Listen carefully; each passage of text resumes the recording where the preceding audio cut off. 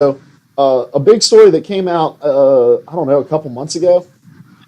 Um, we have an update on it. Laura Bailey, the Uncharted 4 voice actress, has responded to the racial casting controversy. This is over on Twinfinite, written by Justin Carter. If I can ever get it to load, here it comes. All right. Says this past December at the Game Awards, Naughty Dog revealed a new trailer for their upcoming action adventure game Uncharted 4: A Thief's End. In the trailer, series protagonist Nathan Drake comes across and exchanges a few blows with a new character named Nadine Ross, a South African woman. Fans were ecstatic at the reveal of the South African woman in the game, but their excitement for her deflated after it was revealed that she would be voiced in motion captured by famous actress Laura Bailey. That's a bit of an overstatement. Not everybody's excitement deflated. Let's just get down to her response here. It reads, well, sorry. Okay, it says, I think more than anything, I just want to clear up how the casting happened. I went in person to audition for the role of Nadine. The character breakdown I received had no picture or physical description at all. The reason for that being there was no character design yet. Nadine was described as a strong-willed, intelligent, powerful woman with a South African dialect. So I trained with my dialect coach multiple times before the audition. I obsessed over the scenes in my head. I went and auditioned alongside several other actresses of several different ethnicities. I was incredibly nervous, and I was thrilled to be cast. It's rare to see a breakdown for such an amazing female character. Add to that, I've been an enormous fan of Naughty Dog's work for years and was beside myself to get the opportunity to work with Neil Druckmann on the motion capture stage as well as in the recording booth. She continues, it wasn't until we had rehearsed and arrived for our first day of filming that I saw the concept art for Nadine. One of the very talented artists at Naughty Dog had come up with a beautiful design for her, and it happened to look very different than me, and that was difficult. Not because it changed anything about my performance. Nadine was the same woman. She had the same background, the same personality, the same strength. But suddenly, because she had a different skin color than I did, there was a chance some would deem my portrayal unacceptable. But at that point, what's worse? Choose that a beautiful design the artist created knowing there could be backlash because they had already cast a non-black actress, or change the design entirely out of fear and lose the opportunity to have a strong character of color in the game. I guess I don't know if there's a right answer to that. All I can say is I think she's one of the most awesome, she uses a curse word, people I've ever had the honor to play, and I'm so proud to have worked on Uncharted 4. All right. All right. I've already drawn some responses from you guys, so I'll just open it up to you guys and your thoughts. Who wants to break it, Larry? Me or you? Go for it. Huh? Go for it. You're talking. I see this as very petty. It's like if they got mad at casting the high-profile Johnny Depp to play Rango and not get a real chameleon. It's a non-issue. Like, do we forget that, Phil Lamar back in the late 90s, early 2000s, whatever, played Samurai Jack. Like, that was fine. We have this Hank Azaria guy, this white dude playing an Indian guy, Apu in The Simpsons. I mean, I think it's a non-issue. Like, to me, I don't care if the actor is of the same race or even of a different gender. As long as they have that flow and that cadence that is required or envisioned for this character to come to life. So I just feel like it's just a small thing that's blowing up. Yeah, and I'll agree with that. It's just another one of those, it just feels like people are looking for something to get mad kind of things. And maybe some people didn't understand how the casting worked, and some people latched onto it for political reasons, but at the end of the day, they cast the actor before they develop the character, and what do you do about it? There's nothing you can do except fire the actress for no reason, or whitewash the character, which I would argue is way worse. Yeah. I mean, I was frustrated by this story when it first came out a couple months ago that people were upset about this.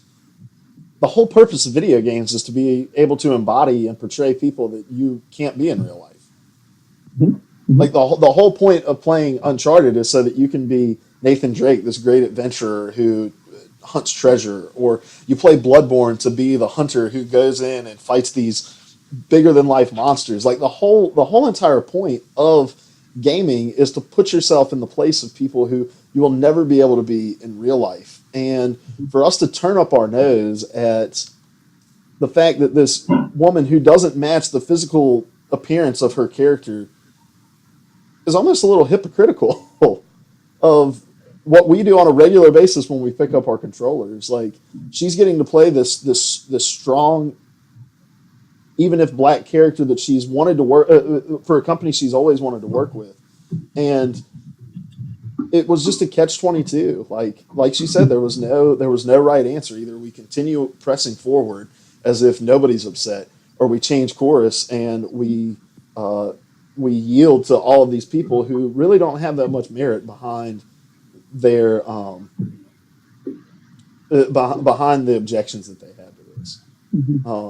Like, go play The Last of Us. Did oh gosh, I just had the name in my mind, but the guy that voiced Joel looks nothing like Joel.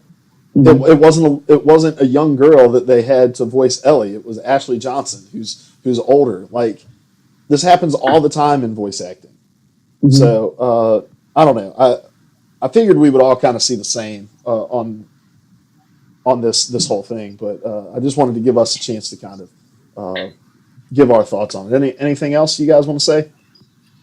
I'll reiterate what we mentioned last time a similar issue like this came up. There are real problems with this that we need to deal with, and these little things distract from that, minimize it, and really turn people off from even engaging in the discussions. Yeah. All right. Next item on the list, I want to move on to this, and it's. I had the tweet in the show notes, but I don't want to give attention to the guy who made this topic popular. But the news is that Quantum Break got announced for PC, and a big controversy kind of stirred up on this when a guy from Twitter tweeted at Phil Spencer and said, "You didn't talk to us hardcore Xbox fans about bringing this to PC. We didn't want to do this. I canceled my pre-order." And Phil Spencer responded to the guy and was like, "So you canceled your pre-order because more people get to play a game that you want to play? Like, that doesn't make any sense." I think we all agree that logic is kind of dumb. To be like, well, PC gamers get to play it too. I'm canceling my pre-order. But there are some issues in this, and I'll kick this off because I want to give some thoughts on it. Because I saw a lot of people criticizing anybody who may be upset about the fact that Quantum Break is coming to PC as well as Xbox One. So let's take a look back. So Quantum Break is being developed by the same guys who did like Alan Wake and those games. And Quantum Break was announced several years ago and was being pushed as an Xbox One exclusive. And it was mentioned in all of the greatest Xbox lineups when that blog post from Major Nelson got released at the end of the at the beginning of the year. It had Quantum Break listed on there as Xbox One exclusives. Every time it was shown at an E3, it was listed as an Xbox One exclusive. For all intents and purposes, up until the middle of last week, everybody thought if we want to play Quantum Break, we have to do it on the Xbox One. So my issue is not that PC players are getting to play it. More power to them. It's awesome. My issue with this game coming to PC is the fact that it seems very underhanded from Microsoft, that this IP that they own and these studios that they work with have been working on a PC build for years at this point, and they're going to go off and tell people, as we saw a couple weeks ago, where Xbox has been lagging in sales behind PlayStation 4 in the moments where they are having to tell people and give people a reason to buy the Xbox, they hid the fact that they were going to be bringing this to the PC as well. And I work with a couple people over on Twinfinite who are like, the only reason that I bought an Xbox is because I wanted to play Quantum Break, because it seems very interesting and unique. So this isn't something that is, I mean, and that's just anecdotal, but I'm sure there's many people out there who are like, I bought this console for this game, and now you're telling me that I could have saved that money and just bought it on my PC. So yeah, I've got an issue with this.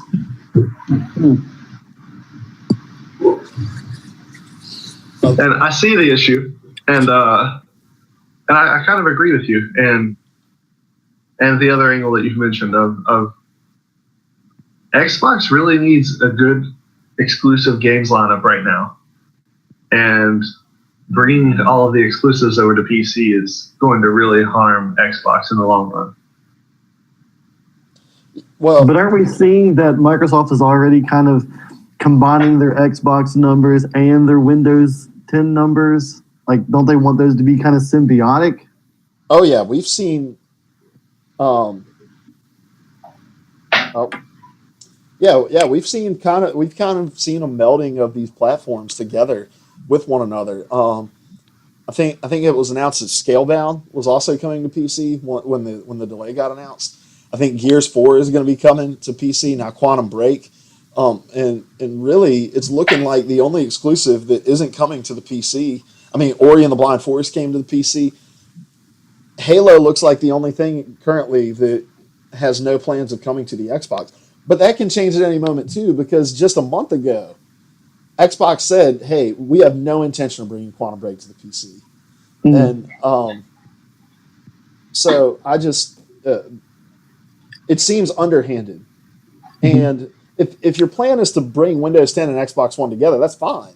Just be upfront about it. Like, don't try to do this death by 1,000 pricks to get us there. Okay, I'm seeing it. I was a little torn about it at first, but now I'm seeing it.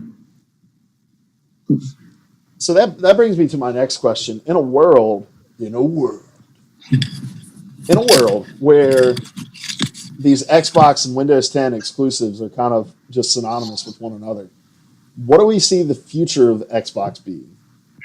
And I have two opinions about this, and I'll just present them if you agree with them or if you have something different. I think one of two things is about to happen. Either one, we're going to see a complete and total swallowing up of the Xbox division by the Windows 10 division, and we're going to just see all of gaming happening in Windows 10 to the point where maybe the next Xbox One is just kind of like a minimum specs PC that'll get released. That any game for Windows 10 will have to be able to run on that, and that console experience goes by the wayside. Or they look and they say, well, people are developing Windows machines already. There's no money in hardware. Why are we going to spend the money to develop like this piece of hardware that can run our content? Why don't we just sell off our Xbox division to another company, let them develop the hardware? We still own all the IP to the software, and just see where it goes from there. Absolutely. Number two, absolutely. Why do you feel so strongly that way? Because what were we saying back in the day? Like, they're making what, $17 when they sell an Xbox? Yeah, I'm gonna look that up real quick because I know it's the last time I looked, it was less than $30.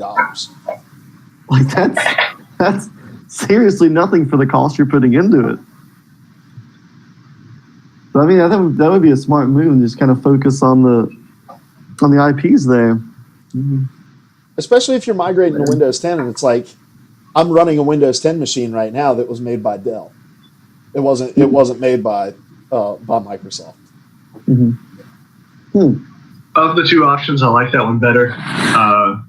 But either way, it just seems like things would get real shaky for Xbox unless a really great company took the helm, and that concerns me because if Xbox is already not doing great, they're not doing terrible, but they're not really toe to toe with PlayStation.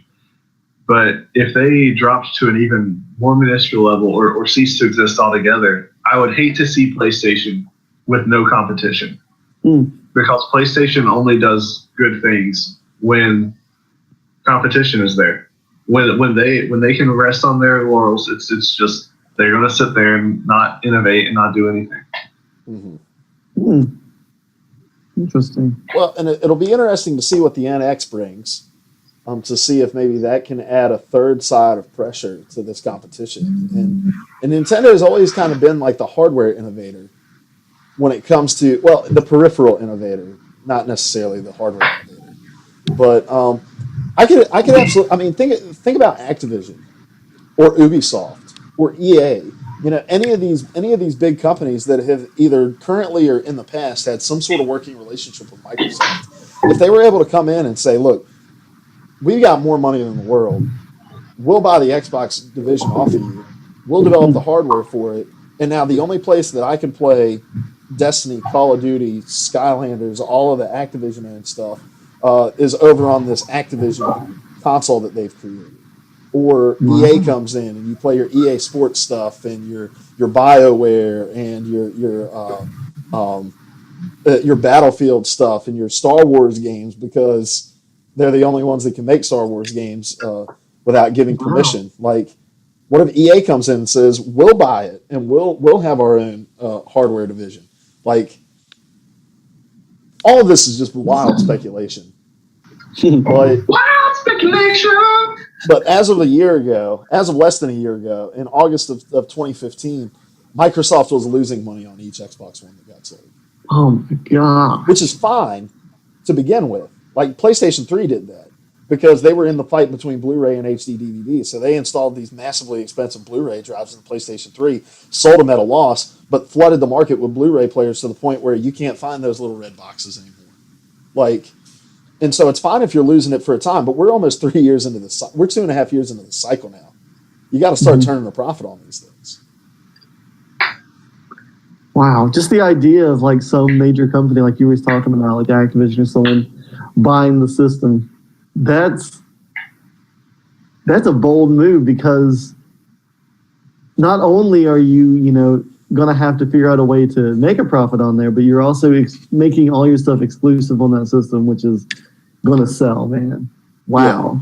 I And never thought about it. even if they still made those games third party, but they just said, "Hey, to get any of the expansion stuff, you've got to own our console, or you've got to have our console to get it in the first year, and after a year, it becomes available to everybody else." Like, I think they can make money hand over fist on something like that.